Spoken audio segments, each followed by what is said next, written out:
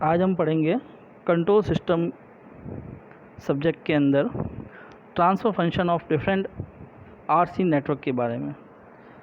इस टॉपिक के अंदर हम बहुत से जो आरसी नेटवर्क हैं उनके एग्जांपल लेंगे और उनका ट्रांसफ़र फंक्शन है वो ज्ञात करेंगे। सबसे पहले जैसे कि हमने पुराने वाली वीडियो के अंदर देखा था, जो ट्रांसफ़र फंक्शन है वो क्या होता है, वो रेशो होता है आउटपुट वोल्टेज से इनपुट वोल्टेज के बराबर। उसको हम ट्रांसफ़र फंक्शन से डिनोट करते हैं। तो उस ट्रांसफ़र फंक्शन ज्ञात करने के लिए किसी भी आरसी नेटवर्क का हम उसके आउटपुट वोल्टेज को और इनपुट वोल्टेज को सर्वप्रथम ज्ञात करते हैं। ट्रांसफ़र फंक्शन क्या होता है, ये एक रेशो है आउटपुट से इनपुट वोल्टेज का। मान लो ये कोई आरसी सर्किट है या नेटवर्क है, इसके अंदर एक रेजिस्टेंस और एक कैपेसिटर का यूज़ कर रखा है, एक सिंपल आरसी नेटवर्क दे रखा है। इसका ट्रांसफ़र फंक्शन ज्ञात करने के लिए हम सबसे पहले देखते हैं कि इसका जो इनपुट साइड है वो ये है और जो आउटपुट साइड है वो इस कैपेसिटर के अक्रॉस है। तो जो वोल्टेज है, यहाँ पे दो प्रकार के वोल्टेज है, वो हमें किसी भी ट्रांसफ़र फंक्शन को ज्ञात करने के लिए पहले ज्ञात करने पड़ेंगे। वो है इस कैपेसिटर के अक्रॉस वोल्टेज जो कि हमने E0 से डिनोट कर रखा है, और इस इनपुट नेटवर्क के अक्रॉस जो वोल्टेज है उसको हमने EI से डिनोट कर रखा है। तो यहाँ दो प्रकार के जब वोल्टेज ज्ञात हो जाएंगे तो हम फाइनली एक ट्रांसफ़र फंक्शन को ज्ञात कर सकते हैं। तो हम सबसे पहले इस सर्किट के अंदर KVL इक्वेशन के जो एक लूप बन रहा है ना, तो किरचॉफ वोल्टेज रूल है, उसके थ्रू हम यहाँ पे इसकी इक्वेशन लिखते हैं लूप नंबर 1 की, और कैपेसिटर के अक्रॉस वोल्टेज है उसकी इक्वेशन लिखते हैं। तो जो इक्वेशन है वो इस प्रकार से होगी, EI is equal to RI plus किसी भी कैपेसिटर के अक्रॉस वोल्टेज होता है वो क्या होता है, V is equal to 1/C integration of I dt। तो यहाँ पे भी जो रेजिस्टेंस के अक्रॉस वोल्टेज है वो है RI, और कैपेसिटर के अक्रॉस जो वोल्टेज है वो है 1/C इंटीग्रेशन I dt। यहाँ पे I है वो इस कैपेसिटर के थ्रू बहने वाली धारा है। तो यहाँ पे मैंने ये पहली इक्वेशन लिखी है जो कि इनपुट वोल्टेज को शो कर रही है। अब जैसे कि हमने बताया यहाँ पे कि जो वोल्टेज है वो इस कैपेसिटर के अक्रॉस है वो लिया जा रहा है, तो वोल्टेज की आउटपुट वोल्टेज की इक्वेशन क्या होगी, E0 is equal to capacitor के अक्रॉस वोल्टेज क्या है, 1/C इंटीग्रेशन I dt। तो ये दोनों ही इक्वेशन है वो हमने यहाँ पे ज्ञात कर ली है, इनपुट की और आउटपुट की। जो वोल्टेज है वो दोनों ही इन इक्वेशन के थ्रू प्राप्त हो चुके हैं। अब इन इक्वेशंस को इनिशियल कंडीशन है वो 0 मानते हुए हम लाप्लास ट्रांसफॉर्म करते हैं। तब जब इक्वेशन नंबर 1 का लाप्लास करते हैं तो ये लाप्लास क्या आएगा, EIS RIS plus 1/C IS/S। किसी भी इंटीग्रल फॉर्म का लाप्लास ट्रांसफॉर्म लेने पे वैल्यू है वो 1/S में आएगी। तो लाप्लास ट्रांसफॉर्म ज्ञात करने पे इक्वेशन नंबर 1 का हमें ये इक्वेशन नंबर 3 प्राप्त हुई। उसी प्रकार इक्वेशन नंबर 2 का लाप्लास निकालने पर e not s is equal to 1/c/s आ जाएगा। तो यहाँ पे जो इक्वेशन नंबर 1 और 2 को लाप्लास ट्रांसफॉर्म करके इक्वेशन नंबर 3 और 4 है वो ज्ञात किए।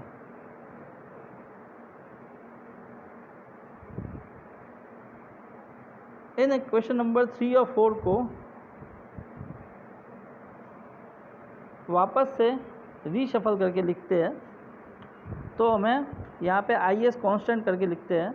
तो R 1/CS और आई एस है वो हमने इसका मल्टीपल में बाहर की साइड में ले लिया है।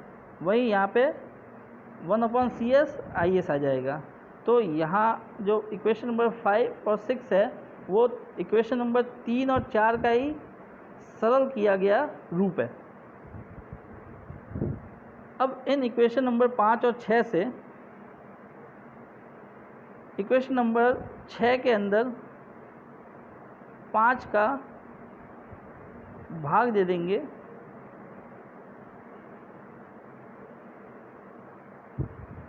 तो हमें यह टर्म प्राप्त होगी 1/CS/IS अपॉन R 1 + CS/IS। यहाँ पे IS और IS है उसको हम एक दूसरे से हटा देते हैं। तो हमें जो अंत में जो सरलतम रूप प्राप्त होगा वो I0/IS का 1/RS/CS + 1 प्राप्त होगा। तो जो ये रेशो है आउटपुट और इनपुट का वो क्या होगा, एक ये ट्रांसफर फंक्शन हो जाएगा उस दिए गए RC नेटवर्क का।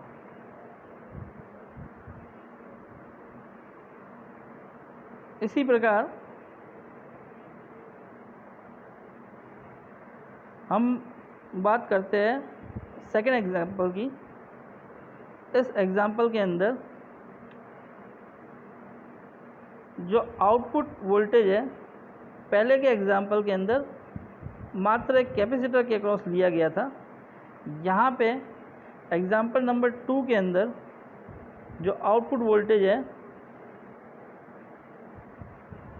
वो हमने रेजिस्टेंस और कैपेसिटर दोनों को सीरीज के अंदर रख कर उन दोनों के अक्रॉस आउटपुट वोल्टेज है वो मेज़र किया है। उसी प्रकार से इनपुट है वो इन तीनों के सीरीज के अंदर वोल्टेज लगाया गया। यहाँ पे जो धारा है वो I फ्लो कर रही है इस इनपुट सर्किट के अंदर। अब हम KVL लगाते हैं इन दोनों मैसेज के अंदर। पहली जो लूप है उसके अंदर जब KVL लगाते हैं तो जो आउटपुट वोल्टेज है वो EIT इज इक्वल टू क्या हो जाएगा, R1 IT। यहाँ पे IT क्या है, इसके अंदर बहने वाली किसी क्षण धारा का मान है। उसी प्रकार से R2 के अंदर जो फ्लो करेगी धारा वो भी IT होगी और इस कारण से इसके अक्रॉस जो वोल्टेज ड्रॉप होगा वो भी R2 IT होगा। और फिर कैपेसिटर के अक्रॉस जो वोल्टेज ड्रॉप है वो हमने पहले ही बता रखा है 1/C integration of IT dt। तो इस प्रकार से इन तीनों के अक्रॉस जो वोल्टेज ड्रॉप हो रहा है उन तीनों को सम के बराबर क्या होगा, input voltage.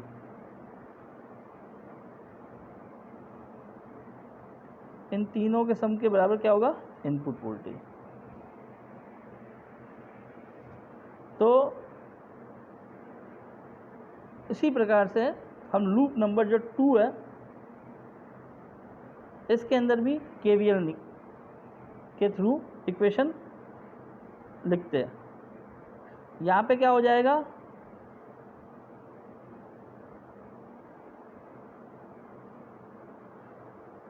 E not T resistance के अक्रॉस आर आई, क्योंकि रेजिस्टेंस R2 है तो यहाँ पे R2 आ जाएगा, R2 RI, और कैपेसिटर है जो C है तो हो जाएगा 1/C integration I T dt।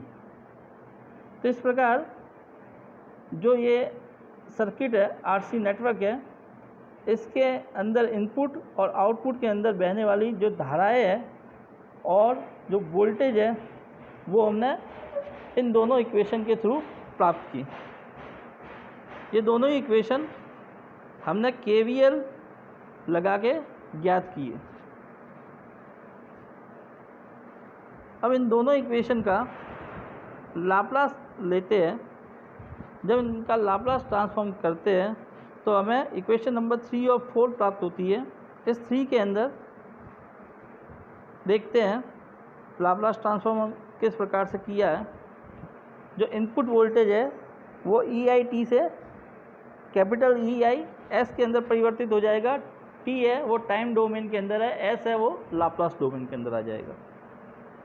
और यहाँ पे R1 R2 1/CS को कॉमन लिख दिया गया है पहले से ही, और IS को अलग से निकाल दिया।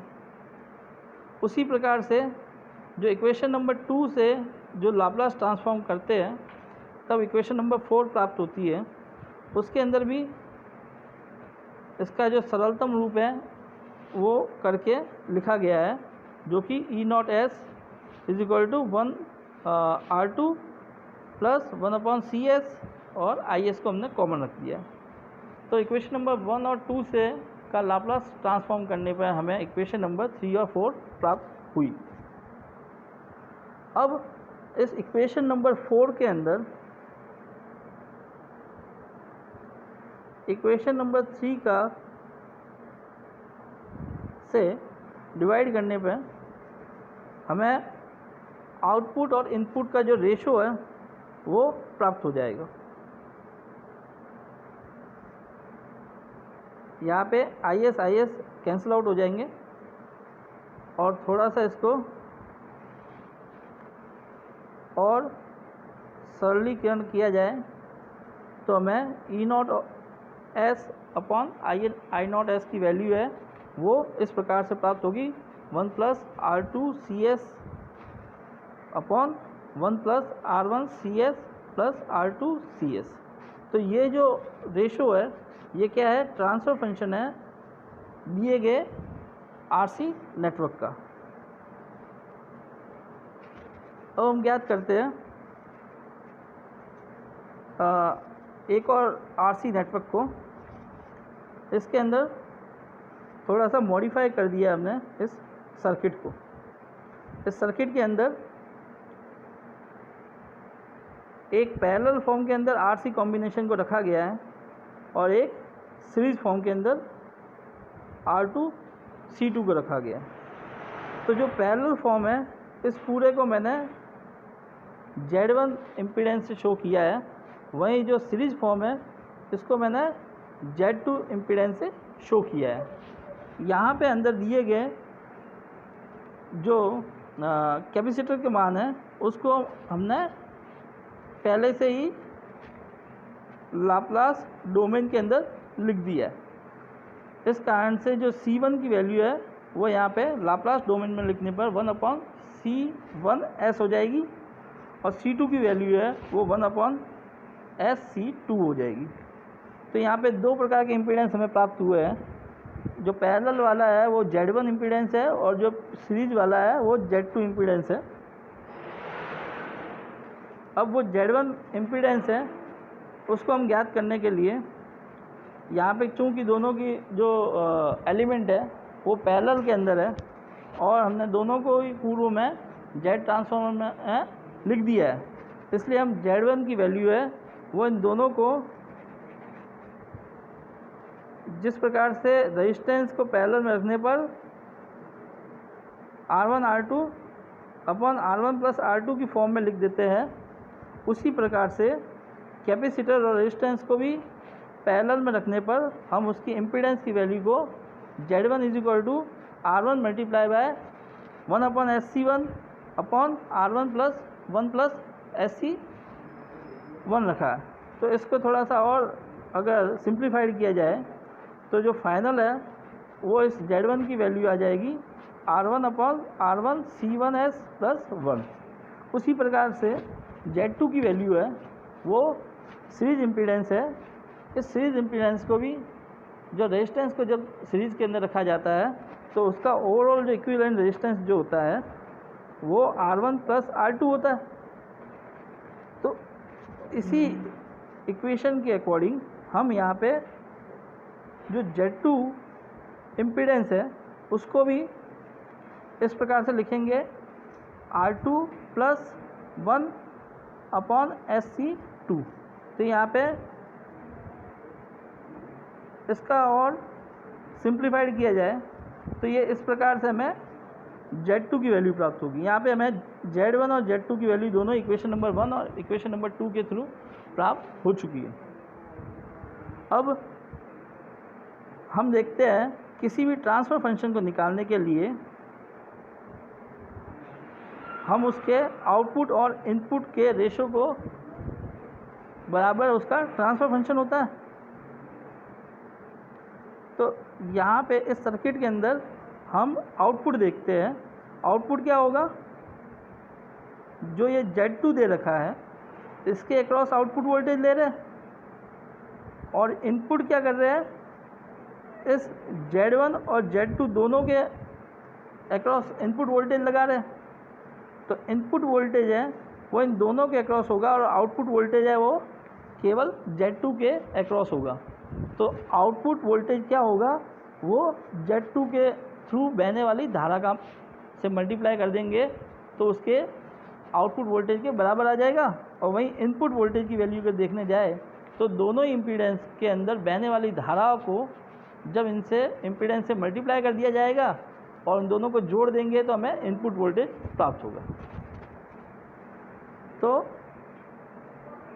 यहाँ पे थोड़ा और हम आसान रूप बताएं या फिर वोल्टेज डिवाइडर रूल के थ्रू हम इसे और थोड़ा आसानी से बता सकते हैं। वोल्टेज डिवाइडर रूल क्या कहता है कि आउटपुट वोल्टेज क्या होगा,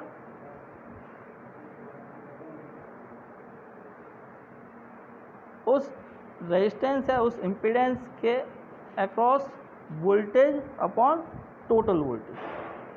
तो वो इम्पीडेंस क्या है, आउटपुट इम्पीडेंस क्या है, Z2 है, इनपुट क्या है, Z1 प्लस Z2 है। तो हम यहाँ पे आउटपुट वोल्टेज और इनपुट वोल्टेज के रेशो को इस प्रकार से लिख सकते हैं Z2s upon Z1s plus Z2s। यहाँ पे देखो कंफ्यूज होने वाली कोई बात नहीं है। यहाँ पे E1s है, अगर हम इसको E1s है इसको हम यहाँ पे KVL इक्वेशन भी लिखते हैं तो क्या आ जाएगी, Z1s IS plus Z2s IS और आउटपुट वोल्टेज क्या आ जाएगा, Z2s IS। तो जब इन दोनों इक्वेशन को आउटपुट वोल्टेज इक्वेशन और इनपुट से इनपुट वोल्टेज इक्वेशन को डिवाइड कर देंगे तो हमें यहाँ पे output voltage upon input voltage का रेशो प्राप्त हो जाएगा। इसी रेशो को हम ट्रांसफर फंक्शन कहेंगे। यहाँ पे इन दोनों की इक्वेशन जो Z2 की वैल्यू की इक्वेशन है वो और Z1 की इक्वेशन पुट करने पे और उसके बाद में उसको सिंप्लीफाइड करने पे हमें इस प्रकार से ट्रांसफर फंक्शन है वो प्राप्त होता है। तो ये ट्रांसफर फंक्शन फाइनली हम देखते हैं कि ये एक आउटपुट से इनपुट रेशियो है, वोल्टेज रेशियो है, उसके बराबर है। तो हम इस प्रकार से बहुत से प्रकार के आरसी जो नेटवर्क है उनके ट्रांसफर फंक्शन है वो ज्ञात कर सकते हैं, चाहे वो सीरीज में हो, पैरेलल में हो, किसी भी फॉर्म के अंदर अगर कनेक्टेड है तब भी हम उसका आउटपुट वोल्टेज और इनपुट वोल्टेज को ज्ञात करके हम उसके ट्रांसफर फंक्शन को ज्ञात कर सकते हैं।